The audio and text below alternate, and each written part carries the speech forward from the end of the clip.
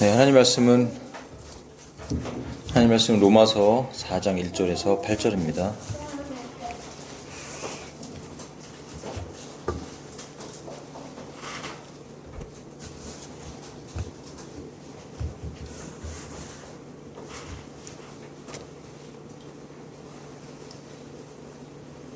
우리 한 절씩 교독하겠습니다. 그렇다면 우리의 조상 아브라함이 육체와 관련하여 무엇을 얻었다고 우리가 말하겠느냐? 만일 아브라함이 행위들로 정당함을 이루지 못했다면 그가 그것으로 자랑할 것이 있겠지만 하나님 앞에서는 없기 때문이라. 그러므로 성경 기록은 무엇이라 말하느냐? 아브라함이 하나님을 믿었더니 그것이 그에게 의로 여겨졌느니라 하느니라. 이제 일하는 자에게 삭은 은혜로 간주되지 아니하고 한방은 빚으로 간주되느니라. 그러나 일하지 아니하더라도 불경건한 자의 정당함을 입증하시는 분을 믿는 자는 그의 믿음이 의로 여겨지느니라. 곧 행위들 없이 하나님께서 의를 전가하시는 사람의 복을 다윗 또한 묘사하는 것과 같으니 말하기를 죄악들이 용서되고 죄들이 가려진 자들은 복되도다. 다 함께 주께서 그에게 죄를 전가하지 아니하실 사람은 복되도다 하였도다. 아멘. 오늘 아브라함과 다윗도 믿음으로 의로워졌다, 이런 제목으로 함께 하나님 말씀 나누기를 원합니다. 네, 로마서를 읽고 또 로마서를 저도 묵상을 하고 로마서를 전하면서 제 마음속에 선명하게 하나님께서 더욱더 확신을 주시고 논리를 세워주시고 감동을 주시는 것은 우리의 구원이 전적으로 하나님의 은혜라는 것을 말씀하십니다. 여러분, 은혜라는 것은 내가 노력하지 않았을 때 주어지는 것이 바로 은혜인 줄로 믿습니다. 예. 그래, 내가 노력해서 그러면 노력이 필요 없습니까? 그런 말이 아니죠. 그런 말이 아니라 구원에 이르기 위해서 노력하는 모든 수고는 다 헛되다는 것입니다. 이 구원의 부분. 구원이라는 것은, 성경적으로 말하면 구원이라는 것은 내 죄가 제거되는 것이죠. 내 안의 죄. 예. 어제 토요일날 기도회를 하면서 우리 영호 형제의 그 귀한 나눔, 사실 이런 부분들을 파내는 것이 쉽지 않고 또 그것을 전한다는 건 더 어려운 일이에요, 사실은. 왜냐하면 오해의 요지가 있고, 많은 것들이 사실 감춰져 있기도 하고, 그걸 드러낸다고 과연 더 사람들에게, 영혼들에게 믿음이 도움이 될까? 이런 생각이 들기도 하죠. 그런데 하나님께서 이렇게 파헤치시는 거는 저는 이유가 있다고 생각이 듭니다. 하나님께 순종해야 되는 것이죠. 그래서 복음의 진리를 바르게 드러내기 위해서. 여러분, 그 말씀들을 파고 들어갈수록 뭐가 나오냐면요. 인간은 참 정말 속된 말로 하면 더럽게 죄인이다. 정말 그 인생의 밑바닥으로 내려가면 내려갈수록 수치감에 죄로 인한 수치가 드러나는 것입니다. 그 수치가 드러나니까 사람들에게 나 자신을 가릴 수밖에 없어요. 새로운 마스크를 쓰고 나의 속으로는 울고 있는데 겉으로는 웃는 척하는 거죠. 저도 이제 중고등학교 때 조금 이제 그런 어려움들이 있었을 때, 저는 고등학교 때 되게 웃겼거든요. 수업 시간에도 웃기고, 막 나갔어요. 또 과하게 웃기도 하고, 아이들에게 이렇게 재밌게 하는 게, 뭐라 그럴까, 저 자신을 숨기는 것 같았어요. 사실 제 마음속으로는 울고 있는 자아가 있었거든요.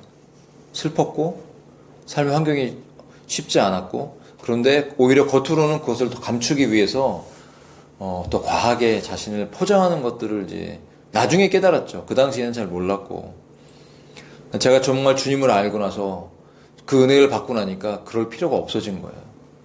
여러분, 우리는 주님 안에서 하나님의 나를 지으신 대로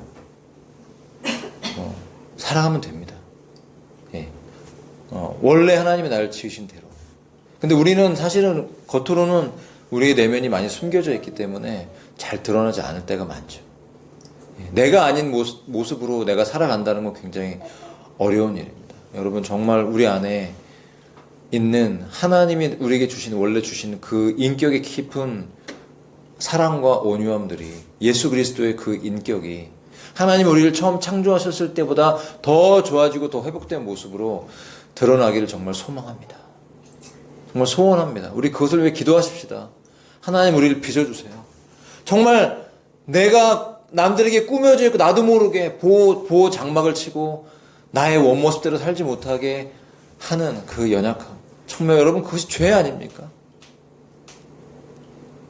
아담과 하와가 선악과를 따먹고 범죄한 이후로부터, 그 죄가 들어온 이후로부터 수치감이 들어와서 우리 끊임없이 나의 모습을 감추려고 과하게 오버하는 거죠.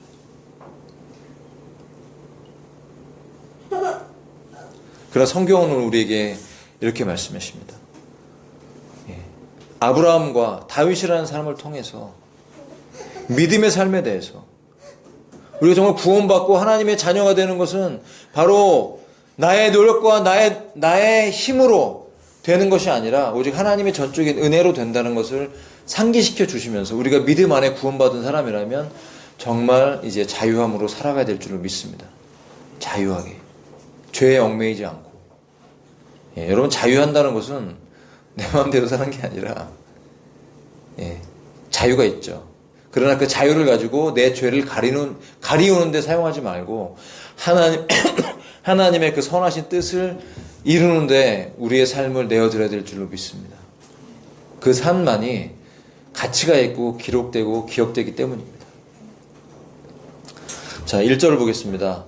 자, 그렇다면 우리 조상 아브라함이 육체와 관련하여 무엇을 얻었다고 우리가 말하겠느냐. 사실 아브라함을 가지고 아브라함을 믿음의 조상이라고 이제 얘기하지만 그 율법은 이 아브라함의 후손을 통해 율법이 왔잖아요. 모세를 통해 430년 후에 율법이 왔고, 그 다음에 또 아브라함을 통해서 이제 할례가 처음 도입이 됐죠. 할례. 그렇지만 아브라함은 원래 원래가 할례를 통해서 어떤 믿음의 깨끗함을 얻은 것이 아니고, 하나님께서 그의 삶 속에 믿음을 통해 창세기 15장 6절에 보면 그 믿음에 관련된 이제 부분이 나오죠.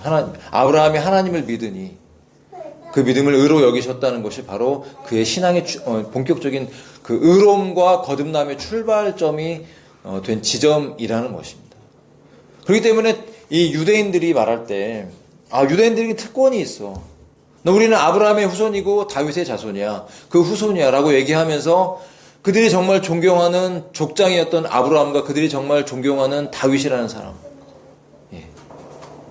그 왕으로서 살았던 그 대표적인 믿음의 사람의 그 삶이 그들이 의롭게 된 것이 바로 그들의 행위나 그들의 노력이 아니라 바로 하나님의 은혜였다는 것을 오늘 바울은 우리에게 입증해주고 있는 것입니다. 주장하는 것이죠. 그래서 그렇기 때문에 그렇다면 하면서 이제 그의 논지를 확실하게 이 말씀해주고 있는 거예요. 유대인들의 주장을 계속 말씀을 통해서 이제 무너뜨려 가고 있는 것이죠. 그러니까 우리가 유대인뿐만 아니라 어떤 믿음의 전통이 있는 어떤 집에서 태어난 어떤 한 사람이라든지 아니면 내가 어떤 대형 교회에 유명한 목사님 밑에 있는 진짜 유력한 장로라든지 이러한 위치, 직분 이런 것들이 주는 어떤 특별한 권위나 하나님 앞에서 내세울 만한 자랑할 만한 것들이 그런 위치라든지 그런 역할이 줄 수 없다라는 것을 분명하게 우리에게 알려주고 있는 것입니다. 그래서 아브라함이 어떤 행위들로 정당함을 입증받았다면 자랑할 것이 있겠지만 하나님 앞에서는 없기 때문이라 할 때, 여러분 아브라함의 삶에는 자랑할 만한 사람이 있습니까 없습니까? 그의 믿음의 삶 속에 사실 찾아보면 굉장히 긍정적인 부분들이 있습니다. 하나님이 본토 친척 아비 집을 떠나라 했을 때 떠났죠. 순종했습니다. 그리고 자기 아들을 제물로 드렸고 믿음으로. 만약에 하나님께서 그 어떤 제물을 준비하시지 않았다면 아브라함은 이삭을 칼로 쳤을 거예요. 여러분 야살의 책에 보면 그런 내용이 나오는데 실제로 뭐 이삭이 그런지는 모르겠지만 그런 내용이 나와. 저는 그 부분에서 되게 은혜를 받았거든요. 이삭이 힘이 없는 것도 아니고 이미 아버지 아브라함의 팔을 꺾을 만한 그런 힘이 있었던 나이였다라는 것이에요. 예. 그런데 꽁꽁 묶여서 그 제단 위에 올라가서 이렇게 있을 때 아브라함이 칼을 들어요. 그때 이삭이 뭐라고 그러냐면 눈물을 흘리면서 아버지 저를 제물로 바치세요. 제가 하나님을 위해서 제 몸을 바치겠습니다 라고 고백하는 장면이 나오는데 정말 눈물이 펑펑 나오더라고요. 그 장면에서. 야, 이삭이 이런 믿음이 있었나? 예. 아브라함의 믿음보다 이삭의 순종에 대한 부분들이 굉장히 강조되어 있는 걸 사실 보고 은혜를 받았었는데, 근데 너무나 놀라운 것은 성경이 증거하고 있는 것은 아브라함이 이삭을 바칠 때 이삭을 정말 찌르려고 했다라는 거예요. 자기 하나밖에 없는 독자예요. 그리고 그 이삭을 통해서 더 중요한 건 내 자식임에도 불구하고 그 이삭을 통해서 하나님께서 너의 자손이 바닷가의 모래와 같이 많아질 거라고 약속하신 그 약속의 자녀라는 거예요. 그죠? 근데 그 약속의 자녀를 칼을 들고 제물로 바친다는 건 뭐냐면 그 하나님의 약속이 이루어짐을 본인이 포기할 수도 있는 그런 아픔이 있는 거예요. 그 신앙이 다 꺾어지는 하나님의 약속이. 그런데도 그럼에도 불구하고 칼을 들고 찌르려고 했어요. 근데 하나님께서 그 장면을 보면서 정말 아브라함을 칭찬했죠. 네가 네 독자 이삭이라도 나에게 아끼지 않았구나라고 하면서 아브라함의 믿음과 하나님을 향한 그 사랑, 그것을 칭찬하셨어요. 근데 정말 그것은 부활에 대한 믿음이었습니다. 만약 내가 이삭을 칼로 쳐서 그가 죽음에 이른다 할지라도 하나님께서는 부활시켜 주실 수 있는, 그리고 그럼으로써 하나님께서 약속하신 그 약속이 이루어질 거라는 것을 아브라함은 믿었다는 것이. 그 전에도 물론 아브라함은 하나님에 대한 믿음이 있었죠. 그러나 이미 이삭을 바칠 때의 그 믿음이 굉장히 장성한 분량에 이르렀다는 거예요. 그 믿음에 이르렀을 때 하나님께서 아브라함에게 그 믿음을 의로 여기셨다고 성경은 기록하고 있다는 것입니다. 그의 훌륭한 행위들이 있었고, 물론 그럼에도 불구하고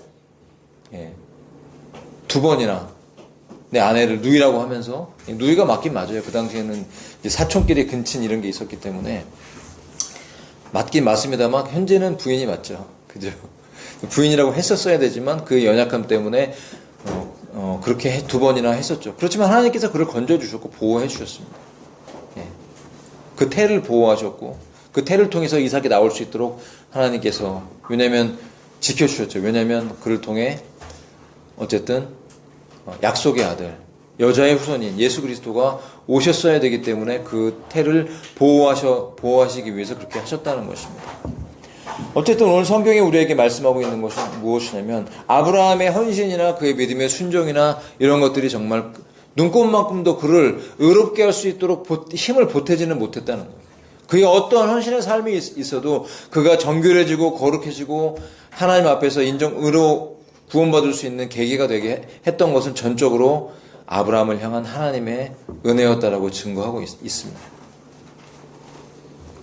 박영선 목사님이라고 강해 설교를 굉장히 잘하시고 강해 설교집을 많이 낸 분이 계신데 그분의 책 중에 하나님의 열심이라는 책이 있어요. 오래전에 나온 책인데 다시 중고판이 나와서 저도 예전에 본 기억이 나는데 이제 이북으로 시켰습니다. 보고 싶어서.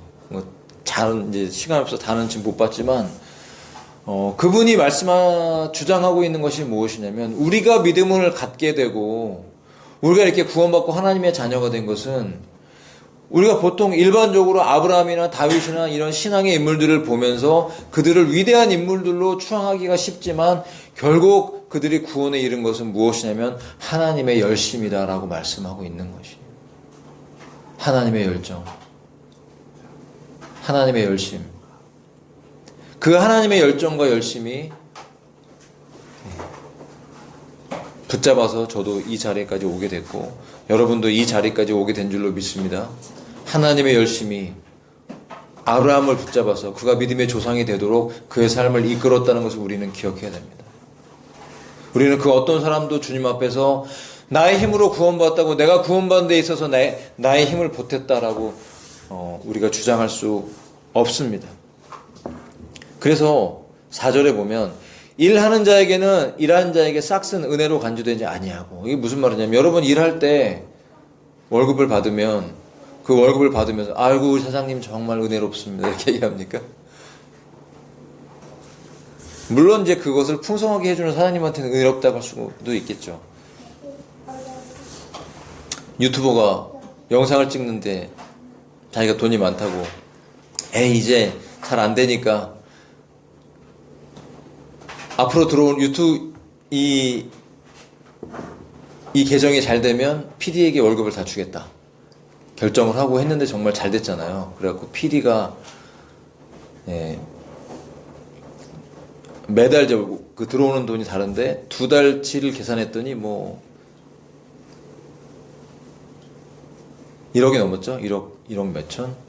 그리고 한 달 계산하니까 한 달 PD 월급이 뭐 8천만 원, 막 9천만 원, 어떨 때도 1억이 들어오고. 솔직히 속으로는 좀 배가 아팠을 거예요, 그죠? 근데 약속한 게 있으니까 약속을 지키는 건 참 대단했다고 생각이 들어요. 그런 면에서는. 한 그 정도 받으면 이제 PD가 속으로 생각할 때, 굉장히 사장님 은혜롭다 이렇게 얘기할 수 있을지 모르겠지만 일반적으로는 우리가 내가 일하고 그 대가를 받는 거에 대해서 굉장히 은혜다라고 생각하지 않고 내가 저거는 빚이지 라고 생각하죠.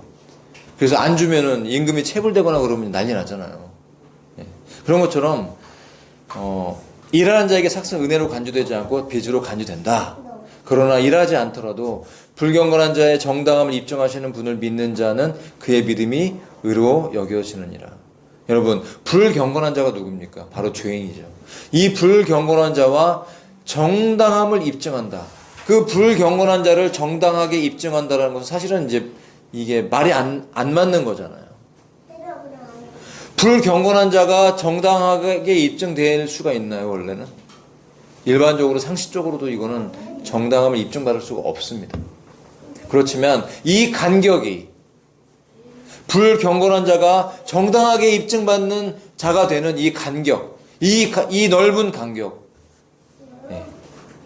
세상적인 이치에서도 이것은 도달할 수 없는 간격이죠. 그러나 이것을 도달하게 만드는 그 놀라운 비결은 바로 하나님의 은혜라는 것입니다. 하나님의 은혜. 그래서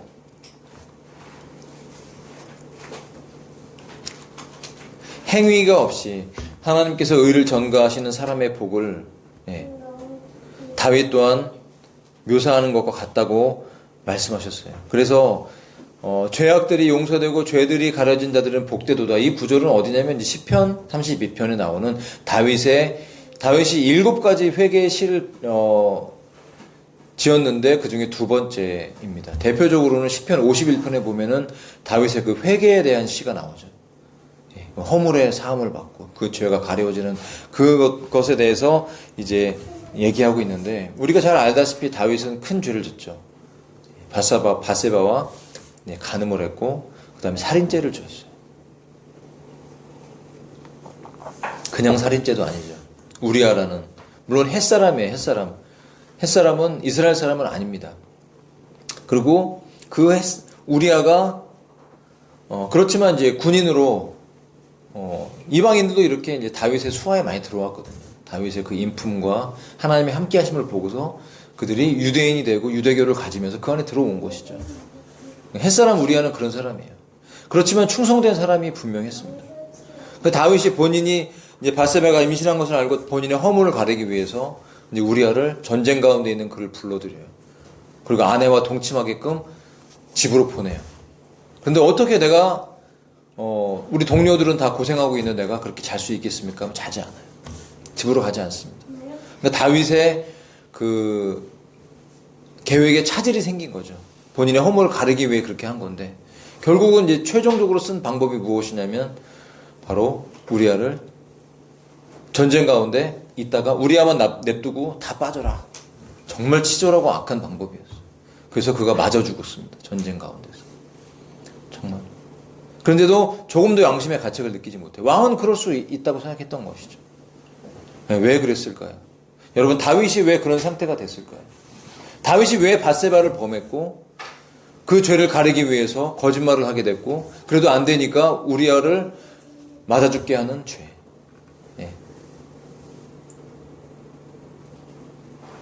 그 죄를 저질러요. 그러고도 양심의 가책을 못 느껴요. 결국은 나단 선지자가 와서 그를 책망하고 나서 시편에서 회개하고 51편이 지어졌고 32편에도 그런 고백이 나오는데 어떤 내용이냐면 바로 죄인들에게 이 교훈을 이제 가르치겠다고 얘기한 부분이 32장의 2편에 등장을 하고 있습니다. 예. 그래서 다윗의 이 고백은 바로 그런 고백이에요. 죄악들이 용서되고 죄들이 가려진 자들은 복되도다. 그가 누구냐면 바로 다윗이죠. 그의 살인죄도 하나님 앞에 용서받았고. 그렇지만 구약시대이기 때문에 그 죄의 영향력, 그 칼로 인한 간음죄와 그 간음죄로 인해서 첫 번째 밧세바와의 사이에 낳은 첫 번째 아들은 죽었죠. 예. 그가 아프니까 엄청 막 기도를 해요. 막 금식하면서 간절하게 기도를 하고, 그렇지만 그 아이가 죽으니까 일어나서 씻고 나오죠. 그로 인하여서 그 가정 안에, 그 자녀들 안에, 특히 아들들 안에 엄청난 피바람이 불고, 예. 그 딸이 또 강간당하고 이러면서 그로 인해서 또 그 아들이 죽고, 또 그를 제거했던 그 아들이 또 배반하여서 또 그가 죽고, 예, 정말 아꼈던 아들이에요. 다윗이 정말 자녀를 아끼긴 아꼈어요.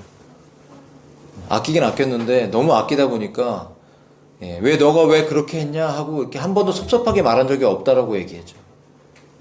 예, 많이 낳긴 했는데 가정 교육에는 좀 이제 신경을 덜 쓴 것 같아요. 예, 잘못한 거에 대해서는 분명히 얘기를 했었어야 되는 게 맞죠. 어쨌든 다윗의 삶에는 그런 많은 이제 아픔들이 있었고, 그렇지만 그럼에도 불구하고 하나님은 그를 진정한 예배자고 하나님의 마음에 합한 사람이라고 인정했다는 것을 우리가 기억하면, 죄인으로서 죄를 짓고 본질적으로 그렇게 살아갈 수밖에 없는 인생들에게 하나님께 정말 요구하시는 것이 무엇인가를 분명히 알 수 있는 본문인 것입니다.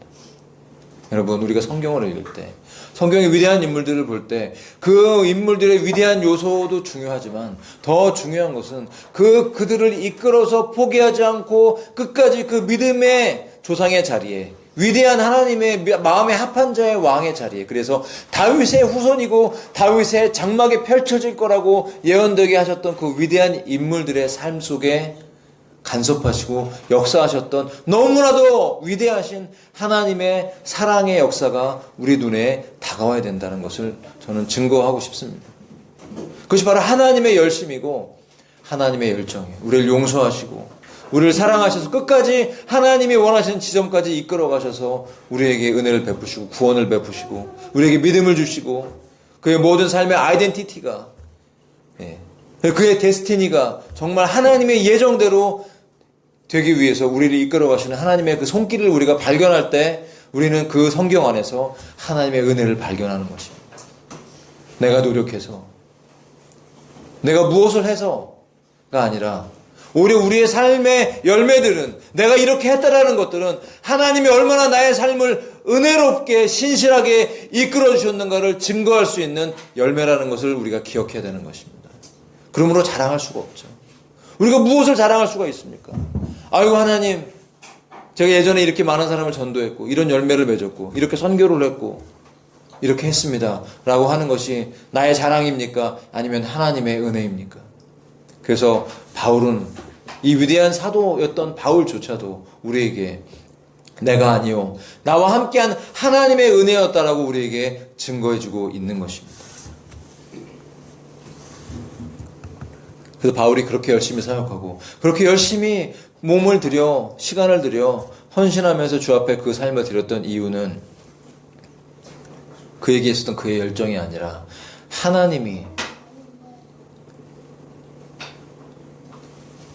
하나님이었던 예수 그리스도를 대적했던 사도 바울을 위대하게 이방인의 사도로 쓰시기 위해서 그의 삶 속에 그의 넘어짐을 허용하셨고 그에게 오셔서 다메섹 도상에서 예수 그리스도의 놀라운 그 비전, 그것을 보여주시면서 그의 삶을 회복시켜 주시고 이방인의 사도로 위대하게 사용하셨다는 것입니다. 여러분, 하나님이 위대하게 쓰는 사람들 안에는 놀라운 축복이 있었죠. 그 축복이 무엇입니까?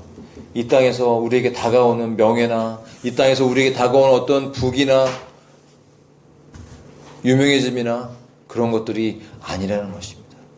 성경에서 말하는 분명한 포커스는 그들의 삶에 고난과 역경이 있을지라도 그 삶 속에 하나님과의 깊은 사랑의 관계가 있었다는 것을 의미하고 그의 믿음이 얼마나 신실했는지에 대해서 우리에게 증거해주고 있지, 그의 삶에 어떠한 눈에 보여지는 것들이 결코 축복이라고 증거해주고 있지 않다는 것입니다. 여러분, 믿음의 관점을 돌이키십시오.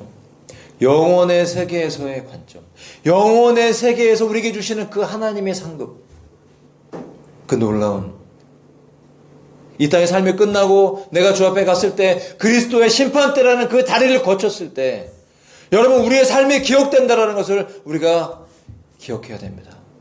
그러므로 내가 그래도 예수님은 믿었잖아, 그래도 구원은 받았잖아 라고 하면서 나의 삶에 대해서 하나님께서 쏟아 부어주시는 그 은혜에 대한 갈망이 축소되고, 그리고 그 은혜가 부족해서 하나님은 부어주기를 원하시는데 은혜를 받지 못하는 것은 우리의 문제라고 그렇게 기록하고 있는 것이에요. 여러분, 이번 주에 그 오스왈드 챔버스의 책에 보면 그런 기록들이 있지 않습니까? 문제는 하나님의 은혜롭지 않으셔서가 아니라 그 준비된 은혜를 내가 받지 못하는 것은 우리의 문제라고 분명히 증거해주고 있는 것입니다. 여러분, 이번 한 주를 살면서 어떠셨습니까?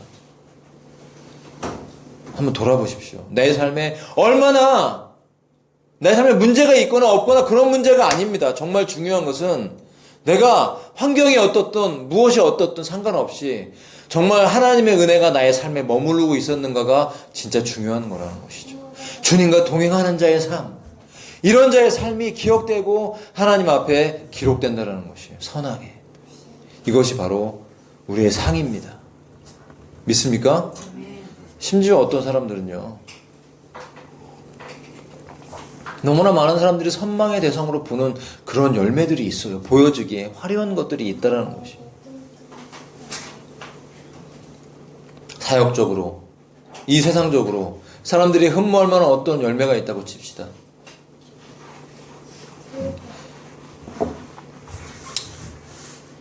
그 이정재라는 배우가 되게 유명해졌잖아요, 세계적으로. 오징어 게임이라는 아주 그 글로벌리스트들이 좋아할 만한 그런 내용들에 실제로 이제 우리가 보는 삶에 그런 내용들이 있죠. 예, 그걸 예를 들어서 그냥 그렇게 한 것이지만 실제로는 그런 엘리트들의 사람들을 정말 우습게 보고 사람 목숨을 파리 목숨보다 우습게 하는 그런 족속들이 분명히 있다라고 우리는 알고 있어요. 그런 드라마를 찍어서 몸값이 올라가서 정말 많은 돈을 벌었어요. 근데 예전에는 사실 이제 금융 때문에 한번 큰 어려움이 있었고 어려움을 끼친 적이 있었고, 그래서 그 여자친구가, 지금 여자친구가 되게 부유한 집이잖아요. 그래서 그 여자친구가 그 빚을 몇백억을 갚아줬다는 얘기가 있었거든요. 그러니까 도덕적으로는 문제가 사실 있어요. 근데 이번에 또 어떤 회사를, 정우성이랑 배우랑 친하니까 인수하면서, 그러니까 인수라기보다는 이제 대주주가 됐는데, 그 회사를 대주주가 되면서, 그 경영권을 이제 가져가려고 하는 그런 걸 하면서, 그 회사에서 원래 그 회사를 세워서 키워왔던 그 사람들은 지금 굉장히 막 이제 잘못됐다 라고 하면서 반발하면서 이제 다툼을 벌이는 이제 그런 것들이 있어요. 그런데 시상식 앞에서는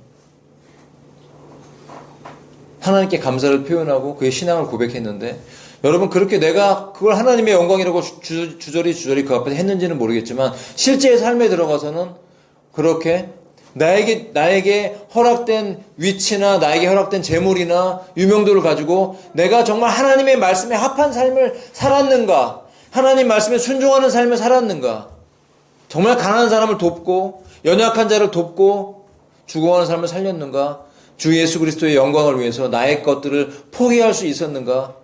결국은 결론은 뭐냐면 하나님 말씀이 우리에게 증거하고 있는 그 계명, 내 이웃을 내 몸과 같이 사랑하라는 그 말씀이 이루어졌는가를 보면서 우리의 삶이 측정되고 우리의 삶이 주님의 심판대 앞에서 분명하게 체크된다는 것을 우리가 기억해야 된다는 것이죠.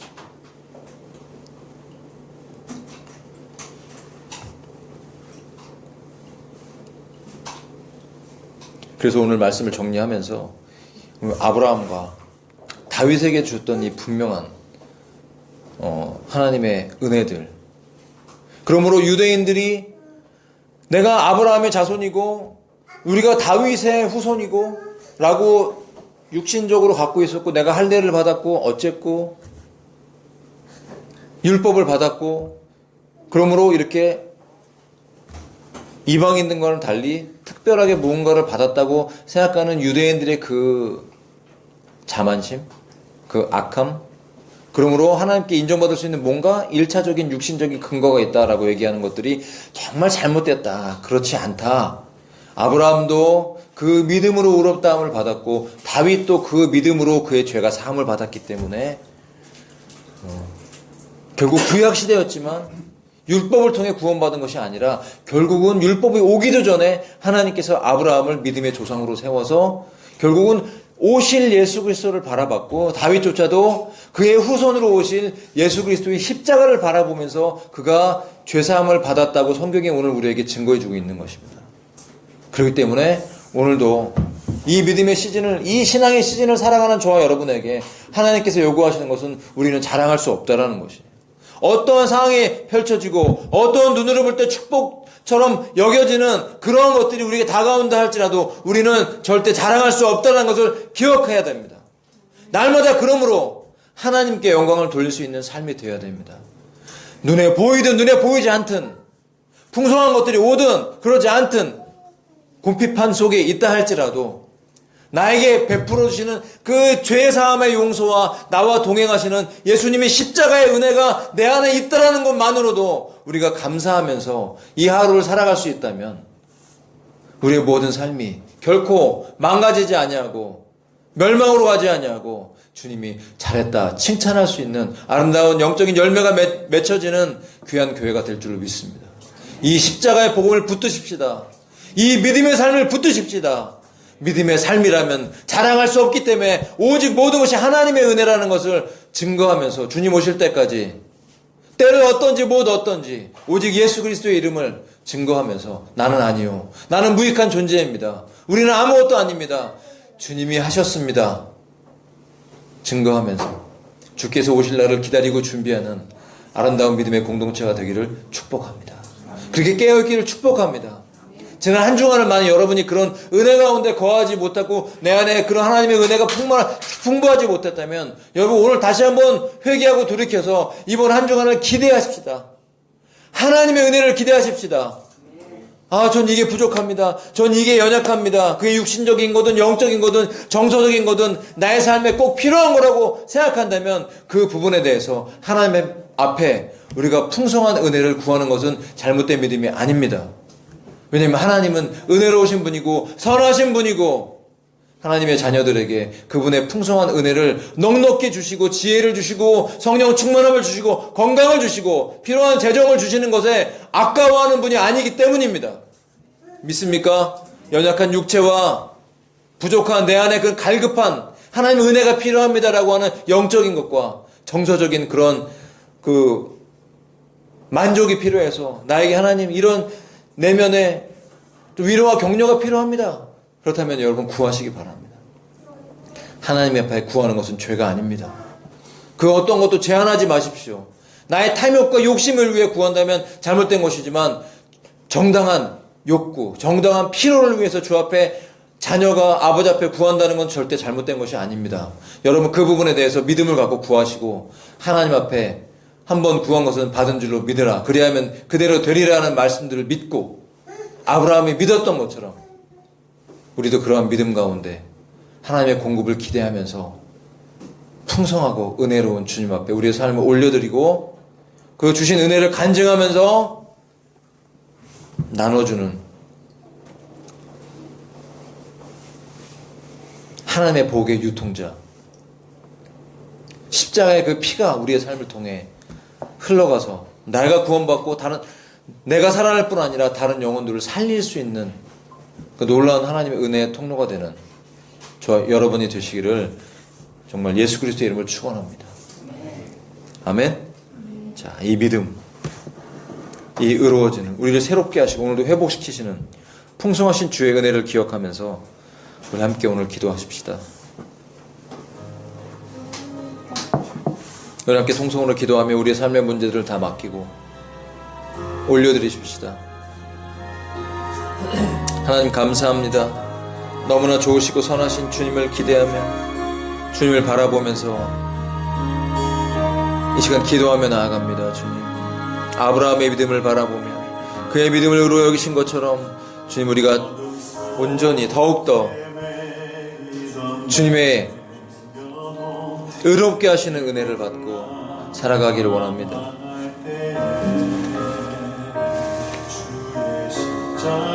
능력이 발로 붙들어 주시옵소서.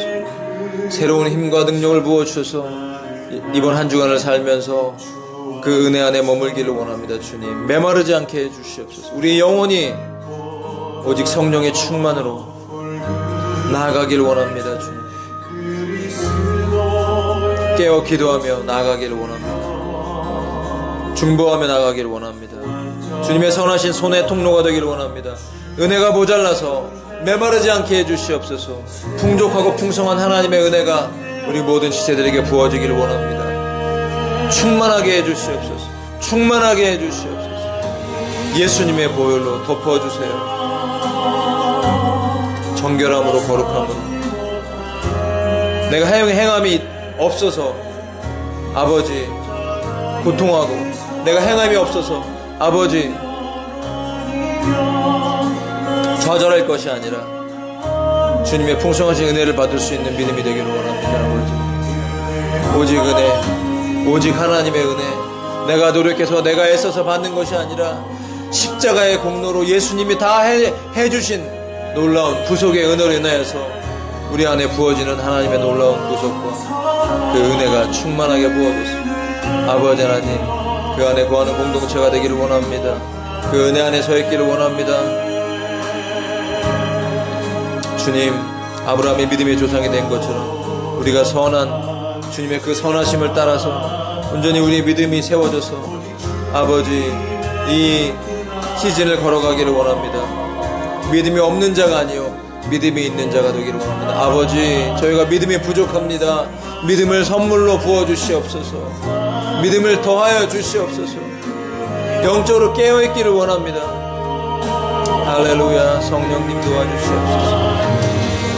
그 다윗이 죄로 넘어졌고 그 다윗이 그 죄 때문에 좌절하고 아버지 슬피 울며 주 앞에 회개했을 때 하나님 회개하고 돌이키는 삶을 살게 됐을 때 하나님 그를 다시 축복하신 것처럼 아버지여, 우리의 모든 삶에도 죄로 인해 넘어졌던 모든 기억들을 치료하여 주시옵소서. 아버지여, 죄가 우리의 삶을 주장하지 않도록 우리의 육신을 쳐서 복종시키고 아버지 정욕 때문에 고통스러워하는 자가 아니요 그것을 십자가에 못 박고 오직 하나님의 은혜로 살기를 원합니다.